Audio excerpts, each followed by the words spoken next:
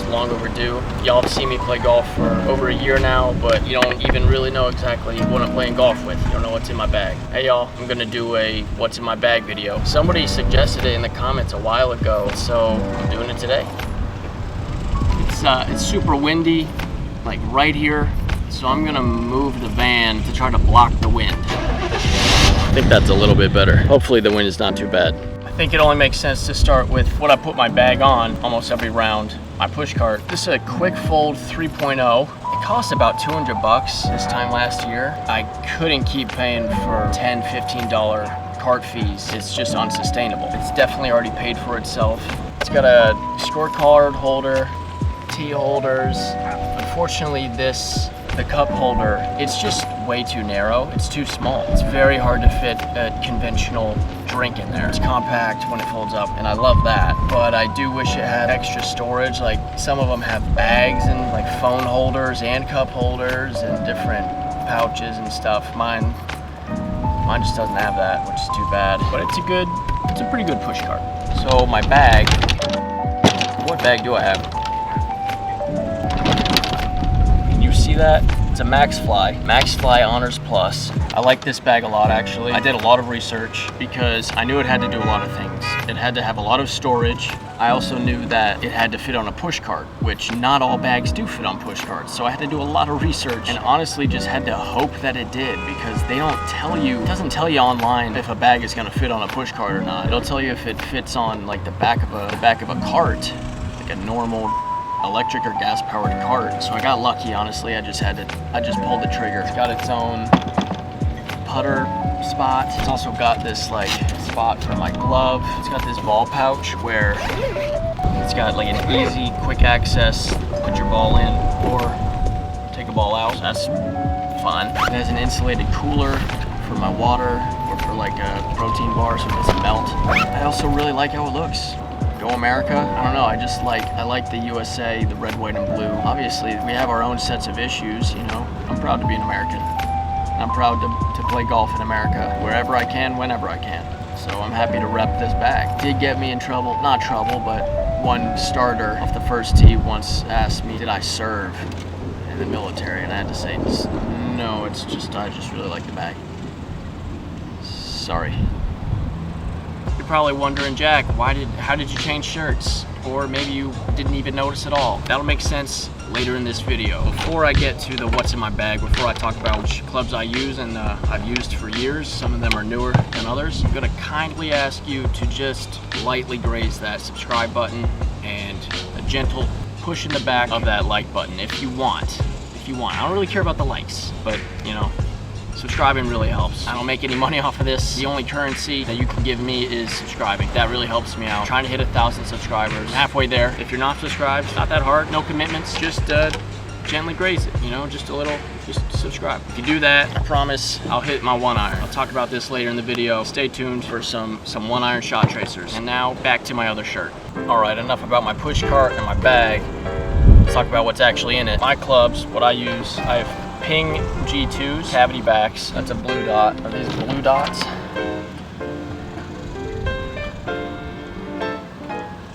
Nope. Yeah, it should be a black dot. Yeah, I just found out for the first time. I pulled my 7-iron. I lost my 7-iron years ago, probably when I was like 15, and I replaced it. You know, I just went online and bought a replacement. It has a different grip than my clubs. This is what everything has except, and then this is a 7-iron. And I just found out all these clubs have a black dot on them. And then my 7-iron has a blue dot.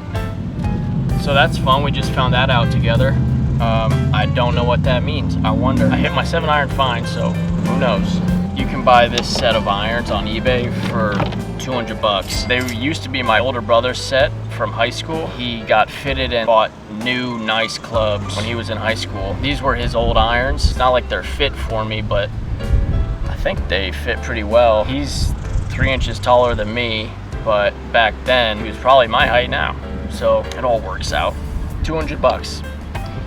$200 for some Ping G2s. I think they have like G25s now, which is crazy because that's what kept coming up when I was like trying to find my clubs online. It was like, do you mean Ping G25s? I was like, no man, give me that old school. My set goes from a 3-iron to sand wedge, and I actually use my 3-iron all the time. Always have. I just hit my 3-iron off the tee. I got a lot of shit on the tee box from my friends being like, just hit driver. And then, you know, they kind of stopped talking shit. We go find our balls and I'm right there with them with their big old slice drive. It's like, well, don't worry about what I'm doing. We're all right here. I've got 2 wedges. I've got a 56 and a 60, and they're both my dad's, but my dad only plays golf about twice a year, and when he plays, I'm always there. There's no round of golf that my dad plays that I'm not there. So I stole his wedges. I asked nicely, and you know what? I got them re-gripped, so that was generous of me. These are Callaway Forged Plus wedges. I looked on eBay and you can get this. You can get the 56 and a 60 for $50. They are, they're beat to shit. These are not new. Nothing in here is new.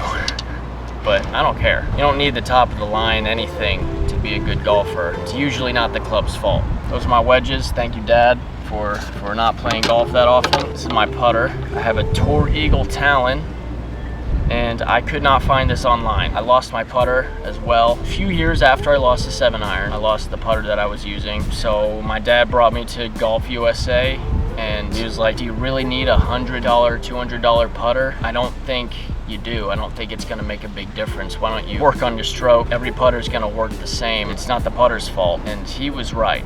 So I picked this out. This was $29 at the time. They can't make it anymore. I don't know where you can find it.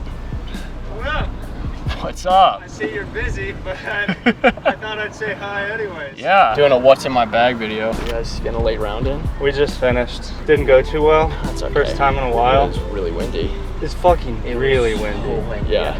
There's a reason people aren't playing today. Yeah, we called like it. no one's out there. What's your availability? We are wide open. Yeah. Please come in. Yeah. We need your business.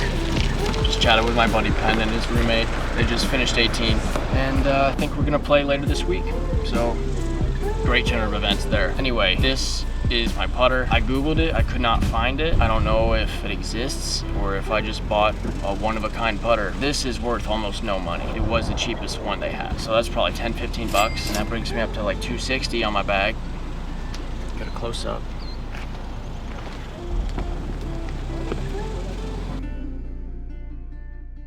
It's a new day. I'm at a different course. My battery died yesterday. Fortunately, I only brought one, which is poor planning on my part. But I think I left off talking about my putter.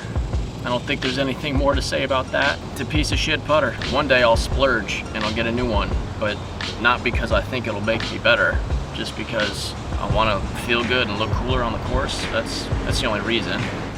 Let's talk about my 3-wood. Got a Ben Hogan speed slot 3-wood, and it's got this hazardous shaft, which is actually pretty sick. Look at that. You don't want to mess with this thing. I also really like the cover that I got with it. Old school. Moving on to my driver. I have Callaway Epic. It's used, it's pre-owned. That's why it's, you know, kind of fading off, you know, the logo, but it works in my book. It doesn't always go straight, but I don't hit it into the trees every time. It's got a cool Diamana Mitsubishi rayon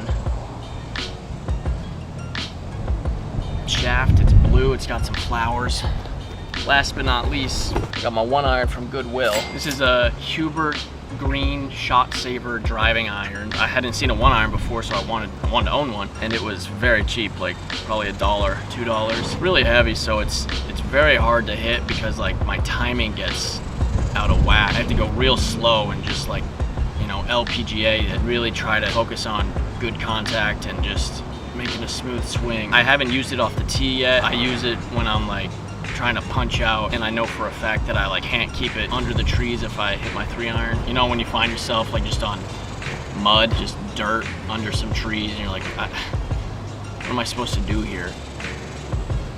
You hit your 1-iron. That's what you do. I'll hit some of these on the range, hopefully get some good shot tracers. So that's it for my clubs. I also have, I got a Precision Pro rangefinder NX9 slope. So it shows me the slope, which is huge. Now I know how hard, you know, how far to hit things, not having to just like pretend to know how to calculate that. The one thing I wanted for Christmas was a new rangefinder in it, and I highly recommend it. I think that's it. I think that's the what's in my bag video. I'm gonna go hit some 1-irons for y'all, and I'll see y'all in 2 weeks.